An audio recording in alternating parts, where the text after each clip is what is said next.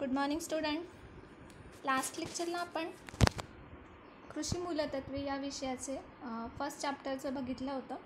तो चॅप्टर म्हणजे त्याचं कृषीशास्त्र, भूमिशास्त्र व मृदा यांची व्याख्या, परिचय व व्याप्ती याविषयी अभ्यास केला होता. तर या लेक्चरला आपण जमिनीचे घटक म्हणजे कृषी मूलतत्वे या विषयातला हा सेकंड चॅप्टर आहे. त्याला सेकंड प्रकरण जमिनीचे घटक याचा अभ्यास करणार आहोत. जमिनीचे घटक.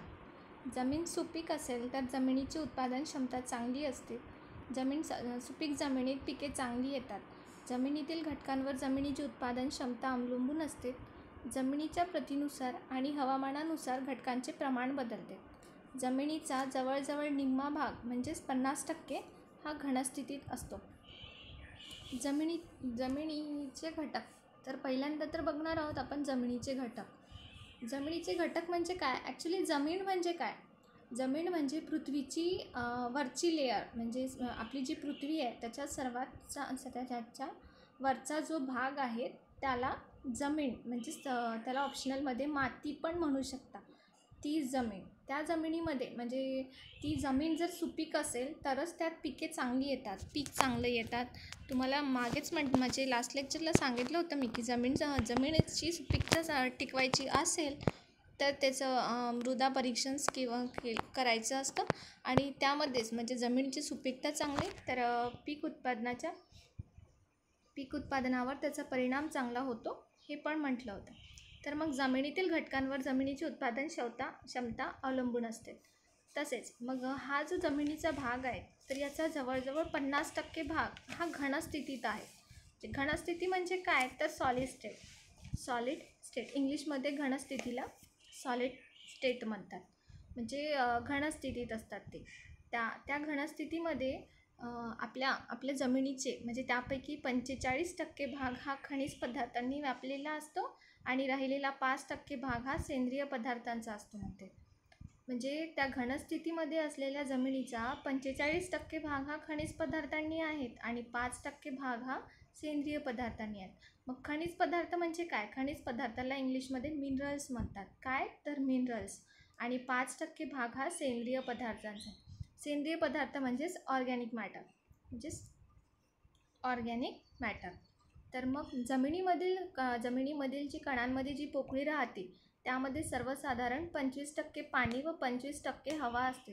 तथापि हे प्रमाण कायम नसते. निरनिराळ्या प्रकारच्या जमिनीत त्यांच्या प्रमाणात फरक पडतो. जमिनीच्या घटकात खनिज पदार्थ, सेंद्रिय पदार्थ, पाणी आणि हवा यांचा प्रामुख्याने समावेश होतो. म्हणजे आता जी जमीन आहे आपली त्यामध्ये 50% भागांमध्ये तर 45% हा खनिज पदार्थांनी व्यापलेला आहे आणि राहिलेल्या 5% सेंद्रिय पदार्थांनी. तर मग जी जमिनीमधील ज्या कणांमध्ये जी पोकळी राहते त्यामध्ये सर्वसाधारण म्हणजे जो राहिलेला जो 50% भाग आहे त्या 50%मधून 45% भागात पाणी आहे. म्हणजे ज्या घनस्थितीमध्ये आहे तो 50% आहे. त्या घनस्थितीमध्ये आपल्याला खनिज पदार्थ दिसणार आणि 5% सेंद्रिय पदार्थ. मग राहिलेले जे 50% आहेत त्याला सच्छिद्रता म्हणतात. त्या सच्छिद्रता अवस्थेमध्ये म्हणजे त्याला कॅपॅसिटी पण म्हणू शकता तुम्ही इंग्लिशमध्ये.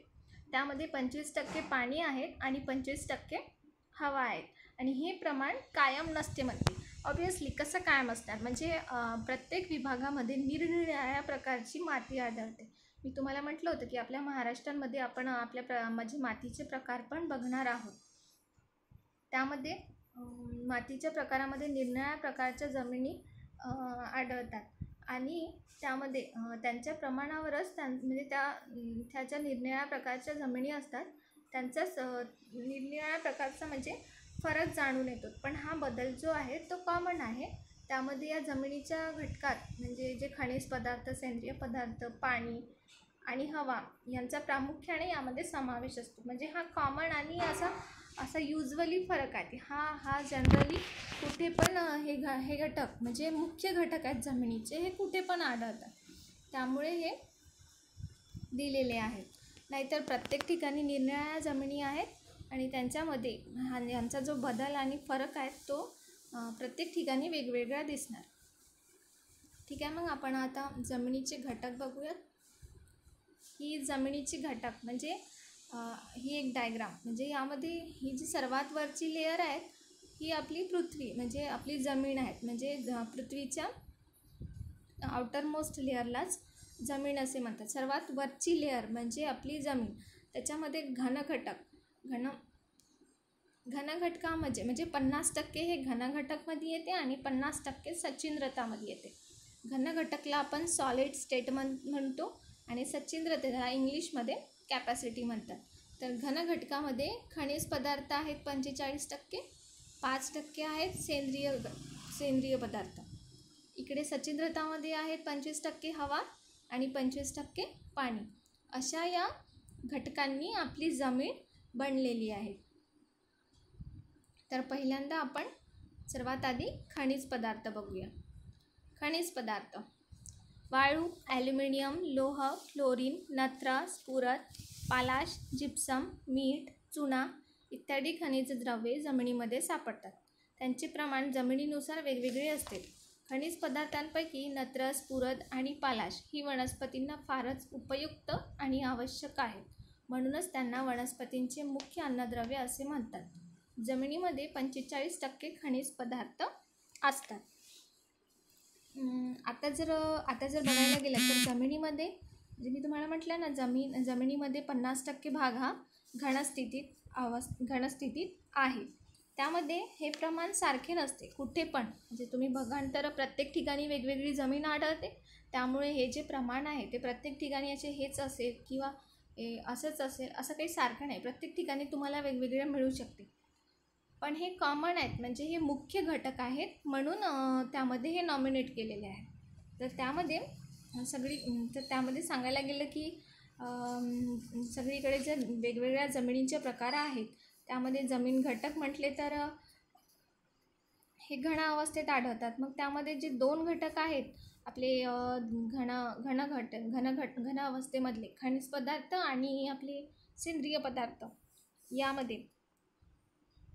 तर मग आणि जे बाकीचे 2 घटक ते याच्यामध्ये असतात. मग आता या जमिनीमध्ये वेगवेगळे पदार्थ सापडतात. हे वाळू, त्यात वनस्पतींचे अन्नद्रव्य. त्यात वनस्पतींचे म्हणजे मोस्ट ऑफ द वनस्पतींचे अन्नद्रव्य तर आपल्याला खनिजेमध्येच मिळतात. त्यामुळे वनस्पती जे सेल्फ डिपेंडंट आहेत म्हणजे ते दुसऱ्यांवर डिपेंडंट नाही, ते इंडिपेंडंट आहेत. त्यांचे हे मुख्य अन्नद्रव्य आहेत. कुठले? लोह, क्लोरीन, नत्र, स्फुरद, पालाश आणि जिप्सम हे वनस्पतींचे मुख्य अन्नद्रव्य आहेत. यामुळे वनस्पतींच्या वाढीवर खूप छान उपयोग होतो. म्हणजे त्यांना वनस्पती वाढायला पण त्यांचा फार मोठा साठा असतो. त्यामुळे त्यांना त्यांचे मुख्य अन्नद्रव्य असे म्हणतात. या अन्नद्रव्या म्हणजे कसं असते ना की यामध्ये जर या खनिज पदार्थांमध्ये जर पेपरच्या दृष्टिकोनातून जर बघायला गेलं तर पेपरच्या दृष्टिकोनातून तुम्ही इतकंच लक्षात ठेवा की जमिनीमध्ये घन अवस्थेमध्ये जे पदार्थ आढळतात त्यामधला एक खनिज पदार्थ आणि सेंद्रिय पदार्थ. तर खनिज पदार्थ किती टक्के आढळतो हे फिल इन द ब्लँक्समध्ये वगैरे विचारू शकते. तर किती टक्के? 45% किंवा 1 मार्क्स क्वेश्चनसाठी वगैरे विचारू शकतात. खनिज पदार्थ किती टक्के आढळते? तर 45%. दुसरा घटक बघू आपण. सेंद्रिय पदार्थ म्हणजे काय? तर इंग्लिशमध्ये याला ऑर्गॅनिक मॅटर म्हणतात. ऑर्गॅनिक मॅटर म्हणजे जमिनीत सजीव प्राणी आणि वनस्पतीपासून सेंद्रिय पदार्थ तयार होतात. पिकांचे अवशेष उदाहरणार्थ पाने, खोड, मुळे, तण इत्यादी जमिनीवर पडतात किंवा जमिनीत राहतात. हे अवशेष कुजून जमिनीत सेंद्रिय पदार्थ तयार होतात आणि उत्तम प्रकारच्या जमिनीमध्ये 5% सेंद्रिय पदार्थ असतात. जमिनीत सेंद्रिय पदार्थांचे 2 प्रकार आढळतात. म्हणजे काय म्हटलं आहे ना आता जमिनीत सजीव प्राणी आणि वनस्पतीपासून जे सेंद्रिय पदार्थ तयार होतात. सेंद्रिय पदार्थ म्हणजे इंग्लिशमध्ये काय म्हटलं मी? Organic matter. तुम्ही आता ऑर्गॅनिक शब्द तर भरपूरदा ऐकला असेल. ऑर्गॅनिक म्हणजे काय? तर आता भरपूर सगळे म्हणतात की ऑर्गॅनिक फूड्स खायचं. ऑर्गॅनिक म्हणजे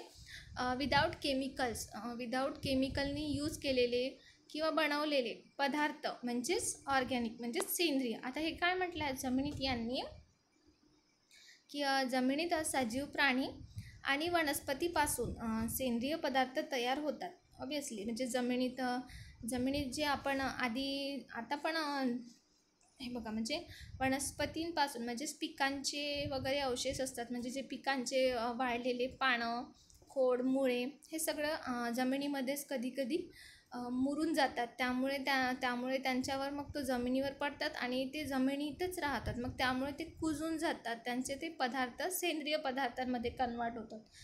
कारण आपण आपल्या घरचं पण उदाहरण घेतलं किंवा कुठले पण एखादी खूप दिवसापासून ठेवलेली कुठलीही वस्तू असली की त्याला बुरशी लागतं, ते काळे पडतात, ते वाळून जातात ना. तर त्यांनाच सेंद्रिय पदार्थ म्हणतात. त्यावर मग रोग लागतात, किडे पडतात. आणि आपण जर बघितलं तर आता हे किडे वगैरे रोग वगैरे आपल्या मातीसाठी अत्यंत म्हणजे कुठे फार उपयुक्त आणि चांगलं खत म्हणून मानू शकतो. जर हे जे केमिकल्स यूज करण्यापेक्षा आपण FIM यूज करणं जास्त, म्हणजे FIM म्हणजे माहीत आहेत ना तुम्हाला, शेणखत म्हणतात त्याला, वर्मी कंपोस्ट, त्यांनाच वगैरे गांडूळ खत वगैरे हे जास्त उपयुक्त. हे सगळे ऑर्गॅनिक म्हणजे सेंद्रिय पदार्थांमध्येच मोडतात. तर जसं मग आता हे सगळे जमिनीतले म्हणजे काय म्हणतात ना, जसं पाने वगैरे, पिकांची ही पानं वगैरे गळतात, मग ती वाळतात आणि त्यांचा कलर चेंज होतो, त्यांचा रंग बदलतो आणि ते वाळून जातात. आणि मग त्यावर मग सगळ्या ऋतूंचा परिणाम होतो. त्यांच्यावरून पाऊस जाते, ऊन, वारा हे सगळं ते सहन करतात. त्यामुळे त्यांच्यातली ती लवचिकता आहे ना, ती संपून जाते आणि ते असे ठिसूळ बनतात. मग ते ठिसूळ बनले की ते काळे वगैरे पडतात आणि त्यांच्यातली कॅपॅसिटी पॉवर छान होते. त्यामुळे त्यांना मग सेंद्रिय पदार्थांमध्ये मोडतात. सेंद्रिय पदार्थामध्ये 2 प्रकार आढळतात. नंबर 1 न कुजलेले सेंद्रिय पदार्थ, यालाच एकूण सेंद्रिय पदार्थ म्हणजेच टोटल ऑर्गॅनिक मॅटर असे म्हणतात. आणि कुजलेले सेंद्रिय पदार्थ याला ह्युमस असे म्हणतात. कुजलेले सेंद्रिय पदार्थ म्हणजे काय? तर म्हणजे टोटल ऑर्गॅनिक मॅटर. मी तुम्हाला म्हटलं ना की विदाऊट केमिकलनी यूज झालेले म्हणजेच आता म्हणजेच कुठल्याही रासायनिक खतांचा वापर न करता जर एखादी गोष्ट बनली तर त्याला ऑर्गॅनिक मॅटर असे म्हणतात. आणि कुजलेले सेंद्रिय पदार्थ याला काय म्हणतात? ह्युमस. ह्युमस म्हणजे काय? आता असा प्रश्न तुम्हाला पडला असेल तर ह्युमस म्हणजे काय की न कुजलेले पदार्थ मशागतीमुळे जमिनीत गाडले जातात. त्यांचा पाण्याशी संबंध आला की जीवाणूच्या मदतीने ते कुजतात. कुजल्यामुळे त्यांचा मूळ कडकपणा नाहीसा होतो, त्यांचा रंग काळा पडतो, त्यालाच ह्युमस असे म्हणतात. हे बघा इथे छान आणि अत्यंत म्हणजे समजण्यालायक डेफिनेशन्स यांनी सांगितले, म्हणजे व्याख्या मांडलेली आहेत. ही व्याख्या पण करून घ्या. पेपरच्या अतिकोणातून कधी विचारतं की ह्युमस म्हणजे काय, 2 मार्क्सासाठी वगैरे.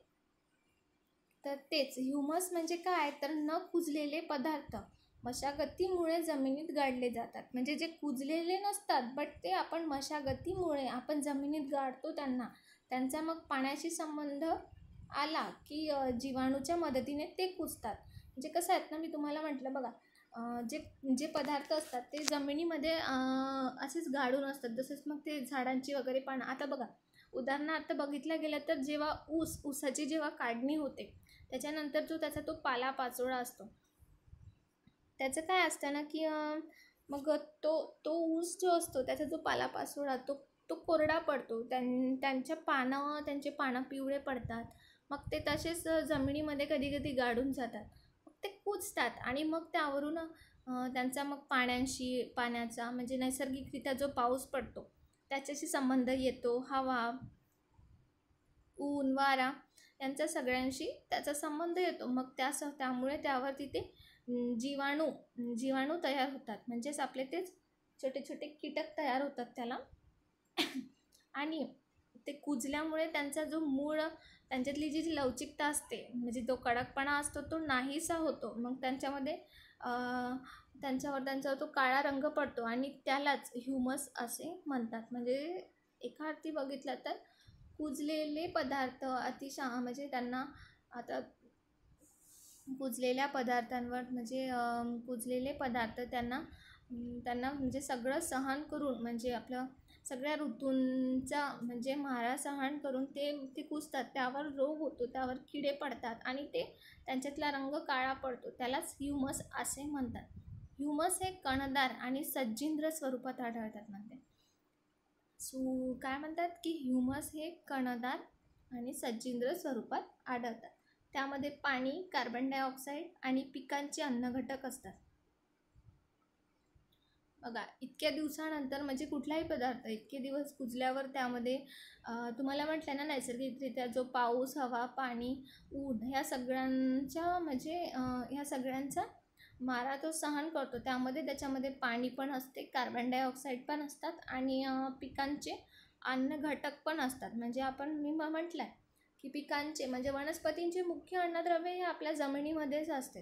म्हणजे त्यांना आपले मुख्य आणि त्यामुळेच पिकांच्या वाढीवर पीक हे स्वतःहून वाढतात. जर आता तुम्ही म्हणजे तुम्ही म्हणू शकता ना की पिकांचे अन्नद्रव्य हे कसं काय, तर एखादी जंगलातली झाडं बघितली, तिथे आपण जसं घरी किंवा शेतामध्ये एखाद्या झाडाची जशी सोय करतो, त्यांना खत, पाणी, पुरवठा हे सगळं देतो, तर जंगलामध्ये कोण देतं? पण तिथली पण झाडं वाढतातच ना, तिथे पण फळं येतातच ना.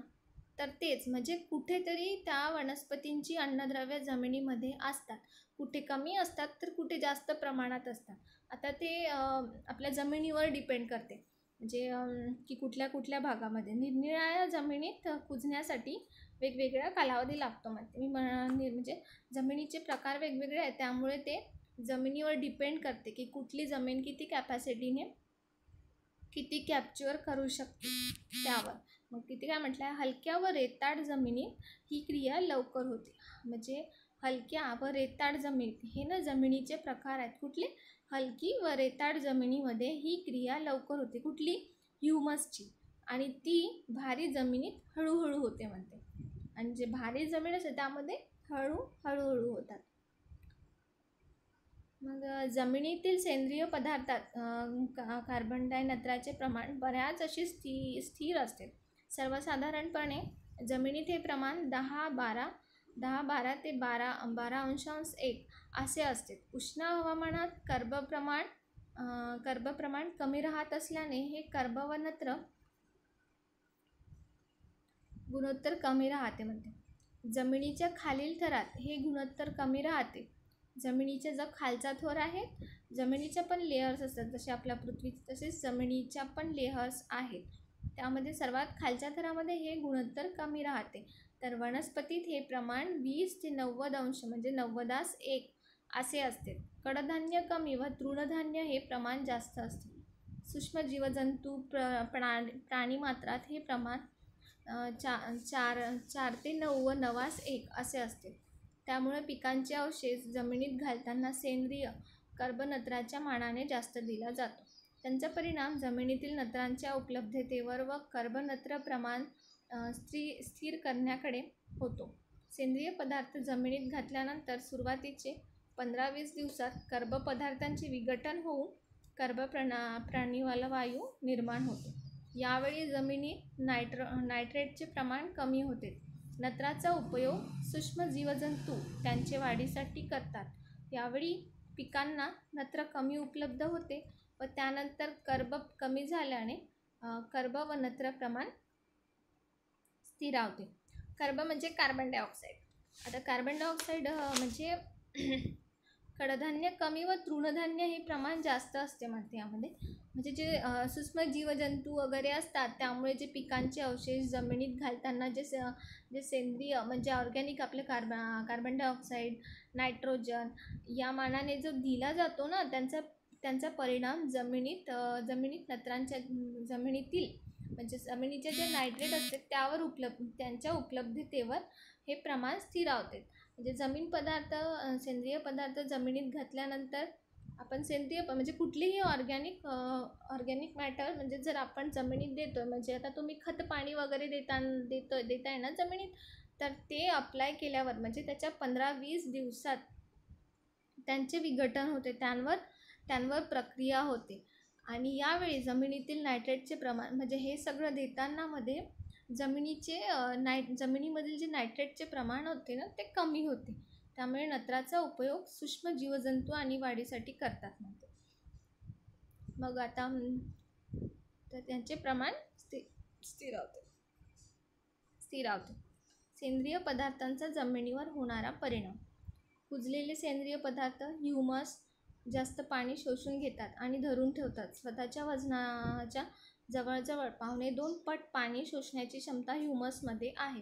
त्यामुळे जमिनीची पाणी धरून ठेवण्याची क्षमता वाढते. ह्युमसमध्ये विषमकर्माश्मन व समकर्माश्मन वाढण्याची क्षमता आहे. वाळूयुक्त आणि चिकणमातीचा पोत ह्युमसमुळे वाढतो. रेताट जमिनीतील कण ह्युमसमुळे एकमेकास चिकटून राहतात. त्यामुळे अशा जमिनीचा पोत सुधारतो. तसेच चिकन जमिनीचाही पोत सुधारतो.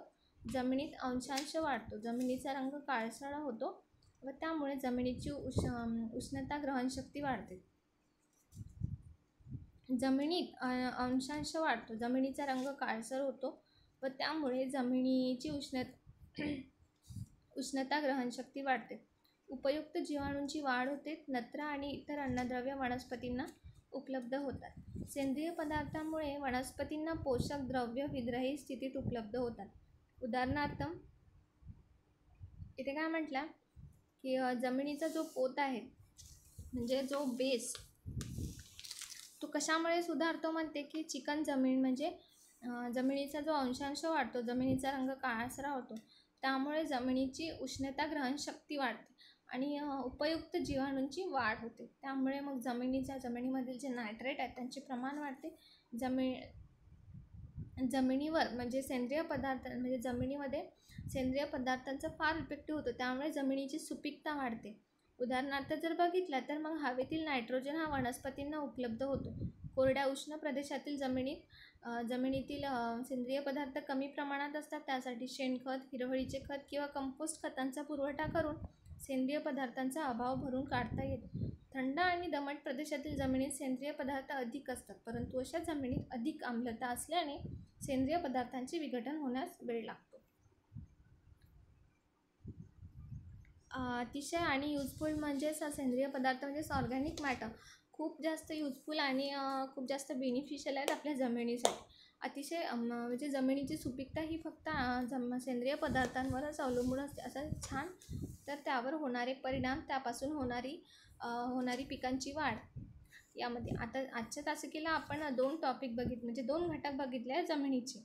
नेक्स्ट तासिकेला आपण जमिनीचे 2 घटक बघूया, हवा आणि पाणी. ठीक आहे. थँक्यू.